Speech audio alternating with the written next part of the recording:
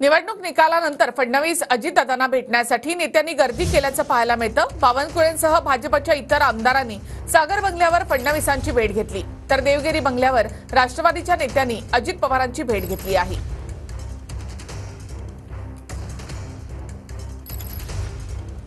अरे नको केलं तुझी तर पार ह्याची तर ओळख मी डायरेक्ट हा काय झाला बाहेर थांबला।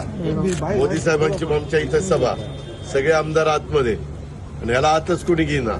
शेवटी मोदी साहेब शेजारी बसल्यावर म्हणलं माझा एक आमदार बाहेर आहे, त्याला ताबडतोब आत घ्यायचा आहे। त्यांनी मागच्या सेक्रेटरी सांगितलं त्या कोण अजित पवार म्हणतात त्यांना आत घ्या।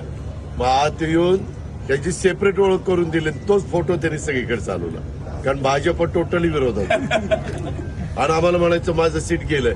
आणि वोटिंगच्या दिवशी म्हणला मी 1 लाखाने निवडून देणार। अरे म्हणलं काय रे तू सीट गेलं काय सांगतो, कितीने आला? 1,08,000, माझ्यापेक्षा जास्त।